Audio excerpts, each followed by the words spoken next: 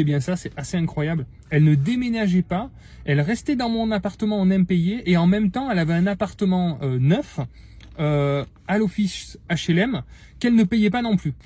Bon, alors là, ben, ça m'a énervé, donc forcément, on est parti en procédure. Donc la procédure, on fait passer un huissier et après le locataire... Devant la lettre rendue par le tribunal, ça y est, la décision a été rendue.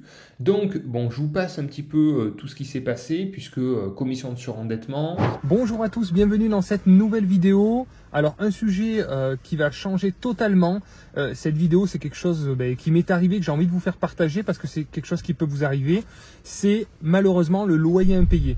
Donc là, je me trouve justement au tribunal, on vient de passer au tribunal. Donc, je vais vous expliquer toute l'histoire de ce loyer impayé parce que c'est assez rocambolesque, ça dure depuis 2016, donc il y a eu pas mal de rebondissements, j'ai beaucoup de choses à vous dire, je vous dis tout dans cette vidéo, allez c'est parti.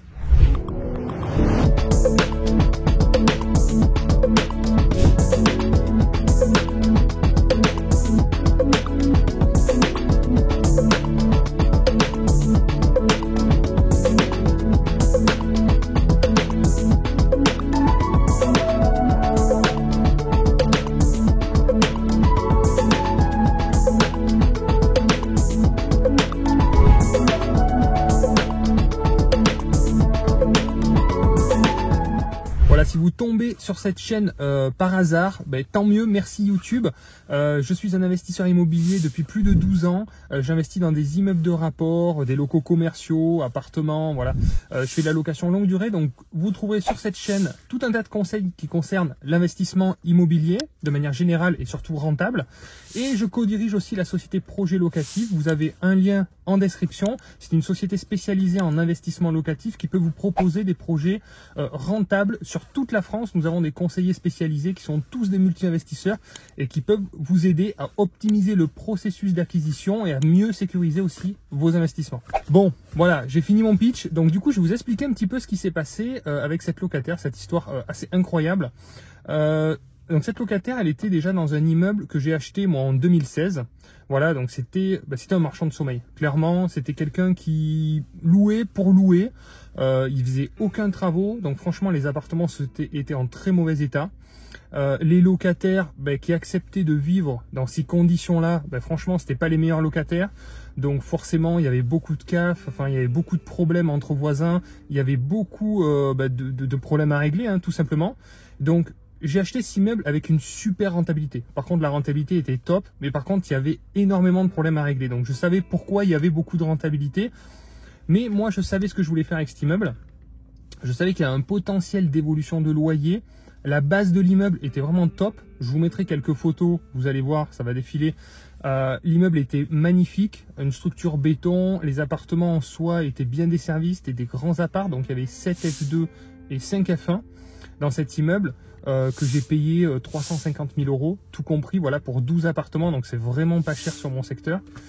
Et je savais qu'en modernisant, en injectant donc des travaux à chaque départ de locataire, j'allais monter en gamme, j'allais pouvoir monter les prix et avoir un immeuble au top. Et c'est le cas aujourd'hui parce que ça va faire maintenant 5 ans, un peu plus de 5 ans que j'ai acheté cet immeuble. Et j'ai rénové quasiment tous les appartements, il n'y en a plus que 2 que je n'ai pas rénovés. Le cash flow me permettait en fait de créer de la trésorerie et de rénover. Bon voilà, je ne vais pas vous parler du projet, c'est pas l'objet de la vidéo. L'objet de la vidéo, c'est de vous parler de cette locataire. Alors, cette locataire s'est mise à ne pas payer assez rapidement. Alors, heureusement, j'avais une très bonne rentabilité sur cet immeuble, donc ça ne me grevait pas trop mon cash flow. Mais elle commençait à avoir des impayés, donc elle commençait à payer, on va dire, en partie son loyer. À moitié, il y a des mois où elle zappait, il y a des mois où elle payait entier, il y a des mois où elle payait la moitié. Donc, dans ce genre de situation, le mieux, c'est d'aller discuter avec les locataires et de voir avec eux, en fait, quelle est la meilleure solution. Franchement, c'est ce qui marche le mieux. Moi, j'ai mis du temps à le faire, j'ai mis à peu près 6 mois. Donc, forcément, on arrive déjà dans une situation qui est un peu trop dégradée. Donc, je vous conseille de le faire dès le début. Dès le premier ou deuxième mois de loyer impayé, de discuter, de garder la communication pour essayer de trouver des solutions. D'ailleurs, j'ai vu un reportage à ce sujet sur M6 qui était très bien fait sur les organismes sociaux qui ont 15% d'impayés. C'est monstrueux, hein. Donc ça touche une catégorie sociale qui a plus de difficultés. Moi, clairement, sur 80 appartements, j'ai eu 2 impayés en 12 ans. Voilà, donc en termes de pourcentage, on est très très loin de ça, puisqu'on attire des super profils, enfin bon, voilà, rien à voir.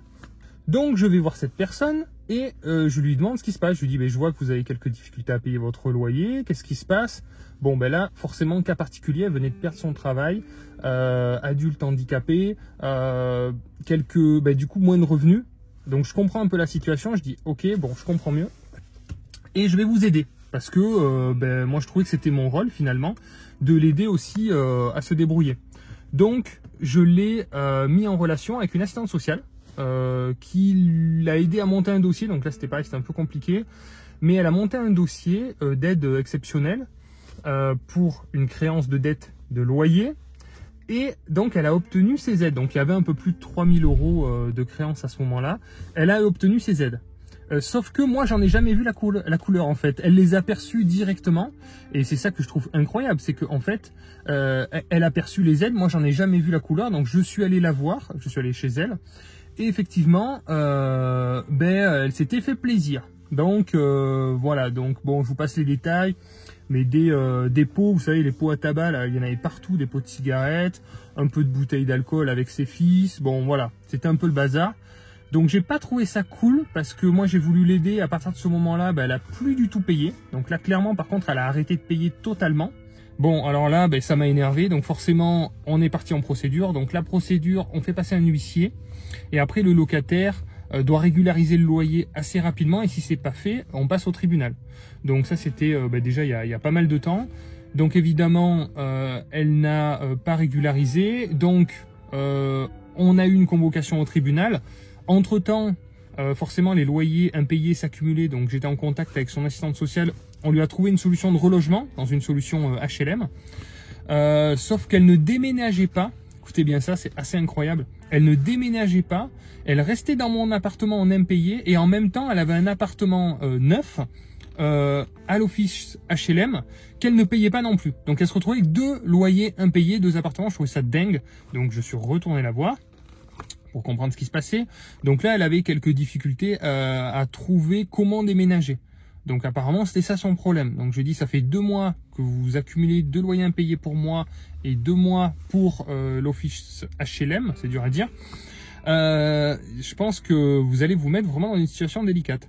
Donc je lui ai dit, écoutez, moi, je vous propose de vous payer le déménagement. Donc là, clairement, c'est clair que ça fait mal parce qu'on est déjà en impayé, on était à 4000, 5000 €. Donc ça fait mal, mais il vaut mieux arrêter, donner un peu, plutôt que sinon ça aurait pu durer peut-être 1 an ou 2 ans de plus. Voilà, si on suit la procédure classique, tribunal, expulsion, on en a pour 1 à 2 ans, facile. Donc, j'appelle un artisan, je lui dis, écoute, je suis en galère, il faut que tu viennes avec ton camion. Enfin voilà, on a trouvé une solution. Je lui ai dit, écoutez, la semaine prochaine, j'ai quelqu'un qui peut vous déménager, vous préparez vos cartons, vous préparez tout, et on vous déménage. Donc du coup, ils ont commencé à préparer les cartons, à s'activer, et bon, ils ont trouvé une solution. Finalement, ils ont déménagé sans moi avec un organisme, une association. Donc voilà, j'ai pas eu besoin d'intervenir sur le déménagement. Ensuite, on passe au tribunal. Donc, qu'est-ce qui s'est passé au tribunal?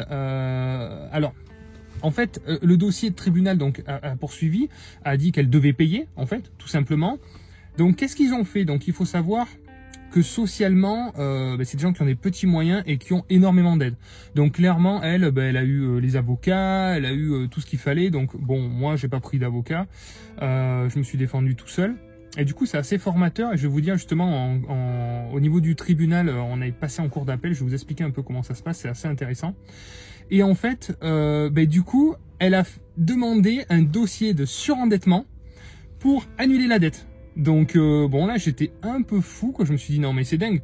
Du coup, elle se retrouve avec des impayés un peu partout. Elle avait des impayés à la banque, dans l'office HLM et avec moi.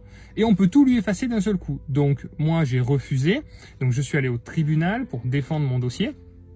Et en expliquant effectivement qu'elle était de très mauvaise foi, parce que j'ai réussi à lui obtenir des aides qu'elle n'a pas utilisées de la bonne façon. C'était des aides pour payer son loyer.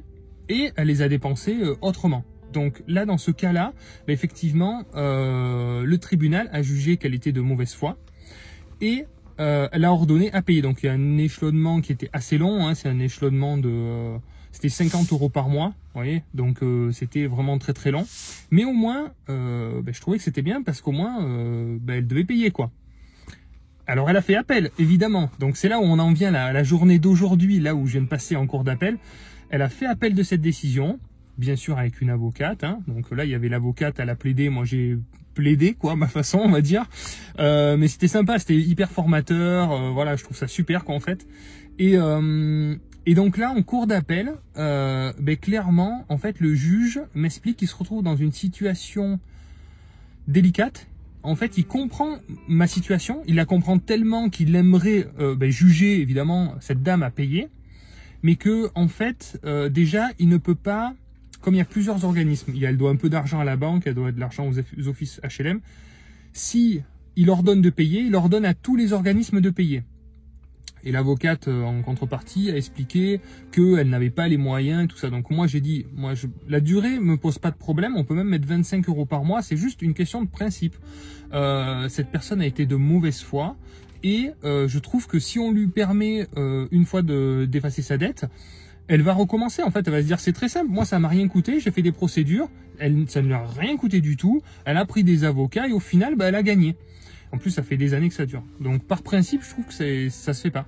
Donc, le juge acquiesce, mais en même temps, on se retrouve devant une difficulté. Comme il y a plusieurs organismes à rembourser, c'est compliqué de cumuler en fait ces aides parce que en fait, ils sont limités dans la durée. Donc là, en fait, si on faisait 25 € par exemple pour moi, 25 € pour l'office HLM, et je sais plus, c'était pas grand-chose de la banque, c'était des petites sommes. Mais ça voudrait dire que pendant 10 ans, elle va devoir payer. Et ils sont limités en termes de durée, donc ils ne peuvent pas. S'ils raccourcissent la durée, ça augmente les mensualités, et a priori, elle n'a pas les moyens de payer. Et donc, en fait, il y a... Alors, on va voir la décision, justement. Donc, je vous tiendrai au courant sur mes réseaux de la décision qui sera rendue, c'est fin mars. Parce que en fait, dans le surendettement, si la mauvaise foi est retenue, le dossier ne peut pas être retenu par le surendettement. Donc le juge a été sympa et m'a introduit l'idée qu'elle était de mauvaise foi. Mais lui, en tant que juge, ne peut pas retenir qu'elle était de mauvaise foi. Donc c'est assez bizarre. Il m'a dit qu'il allait justement regarder un petit peu de plus près. Et du coup, on ne sait pas trop en fait. Donc soit la mauvaise foi est retenue et effectivement, elle doit payer. En fait, ça se tient à ça se tient à la mauvaise foi. Si elle n'était pas de mauvaise foi, si elle n'avait pas perçu ces aides, en fait, que j'ai réussi à lui obtenir, son dossier aurait été annulé. C'est-à-dire que tous les créanciers, donc si vous êtes bailleur, vous vous retrouvez avec une dette, quoi. Voilà. Donc, bon, heureusement, ça arrive peu, et puis si vous suivez la chaîne, vous écoutez aussi toutes les bonnes instructions pour faire les choses correctement. Donc, par exemple, prendre des assurances de loyer impayées. Le problème, c'est que là, l'immeuble était déjà occupé, vous avez compris, avec des locataires, en plus, qui avaient des difficultés et tout ça, donc je ne pouvais pas prendre d'assurance de loyer impayé. Mais sinon, il faut prendre des assurances de loyer impayé pour se couvrir de toutes ces problématiques. Donc, voilà, donc on va voir ce que ça va donner. Le juge est bien embêté parce qu'il comprend la situation. Moi aussi, même l'avocate adverse m'a dit, mais je vous comprends complètement, vous avez raison. Mais la loi est la loi et on va voir ce que ça va donner. C'est assez compliqué. Devant la lettre rendue par le tribunal, ça y est, la décision a été rendue. Donc, bon, je vous passe un petit peu tout ce qui s'est passé, puisque commission de surendettement, elle est passée au tribunal déjà parce que, effectivement, les bailleurs n'acceptaient pas, il n'y a pas que moi, hein, il y a des organismes publics, il y a une banque, enfin bon, bref, elle devait de l'argent un petit peu à tout le monde, et puis maintenant, elle demande à effacer la dette. C'est un petit peu facile, puis surtout avec sa mauvaise foi. Puisque, comme je vous ai dit, elle occupait carrément 2 logements en impayé. Hein, voilà, donc tout ça par flemme de déménager, c'est assez incroyable. Donc, on s'est opposé effectivement à l'effacement de sa dette, c'était un petit peu trop facile. Donc là, ce qu'elle explique, c'est qu'elle, même 50 € par mois, c'est trop compliqué pour elle, voilà, elle peut pas, etc. Donc moi, effectivement, ce que j'explique, j'étais le seul à venir défendre le dossier, donc je suis content d'y être allé aussi, puisque finalement, je n'y serais pas allé, je pense que la décision a été différente. Et donc j'explique que j'ai obtenu une aide de 3 000 €, puisqu'elle me devait 3 000 €, en tout cas à moi, et j'en ai pas vu du tout la couleur. Voilà, rien du tout, zéro, nada. Donc c'est assez gros quand même, alors que je me suis démené pour lui obtenir cette aide. Donc c'est pas très cool, donc je suis pas très content.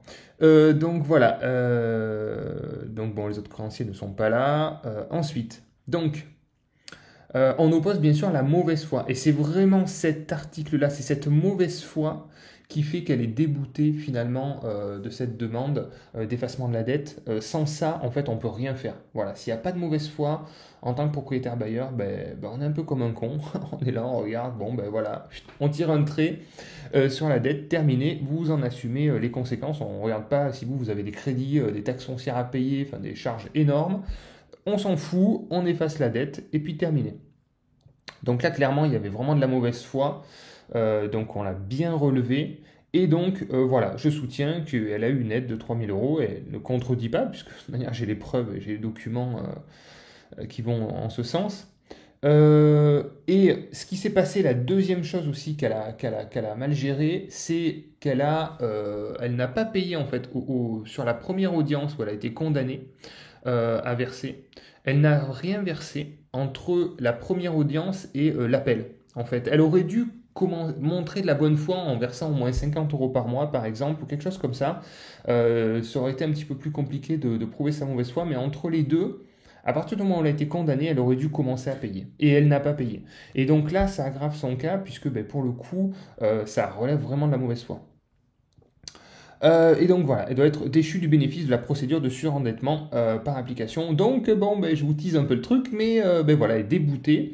Et bien sûr, on prononce la déchéance du bénéfice de la procédure de surendettement et condamne Madame Nanana, voilà, aux dépens. Donc, elle doit payer maintenant. Et on va voir, elle peut aller en cours de cassation. Donc, je sais pas si elle va aller en cours de cassation, mais on s'attend à tout, on sait jamais avec ce genre de loustic, on va dire. Mais bon, j'espère pas, je pense pas. Bien que elle, je pense que ça va rien lui coûter. Donc, normalement, a priori, ça devrait en rester là et on devrait proposer un échéancier pour le remboursement de la dette. Je vous tiendrai au courant sur Instagram. De toute manière, vous suivez un peu mon quotidien. Donc sur Instagram, je vous montrerai tout ça. Et je vous donnerai toutes les infos concernant cette affaire. Voilà, je voulais vous partager un peu cette expérience qui m'est arrivée. Parce que c'est assez incroyable. Ça date de 2016. Ça fait depuis 2016 qu'il y a commencé à avoir des loyers impayés. Donc je ne sais pas à quel moment vous allez voir cette vidéo. Mais bon, là, on est début 2022. Vous vous rendez compte, ça fait 6 ans. Ça va faire 6 ans que cette affaire dure, quoi. Et elle s'en fout parce qu'en fait, c'est des avocats qui sont payés d'avance, les frais sont payés. Donc voilà, donc moi je fais des déplacements à droite, à gauche. Enfin en tout cas, l'avantage que j'y vois, c'est que c'est formateur. Dans la vie, vous avez toujours deux choix. Donc moi j'essaye au maximum de choisir ce que ça m'apporte plutôt que ce que je perds à chaque fois. Parce qu'il y a toujours des choses à gagner, même dans des situations difficiles et dures. C'est très formateur dans la vie. Donc voilà, donc en tout cas, ça m'aura appris beaucoup de choses. Voilà, j'espère que vous en saurez un petit peu plus maintenant sur les procédures et les loyers impayés. Je vais arrêter la vidéo parce que du coup, ça fait très très mal au bras de tenir le téléphone comme ça. Si vous avez aimé cette vidéo, je vous encourage à mettre un petit like. Dites-moi dans les commentaires si ce genre de contenu, alors vous voyez, je suis dans la voiture, c'est filmé vraiment un petit peu à l'arrache. J'espère que le son va être bon, tout ça.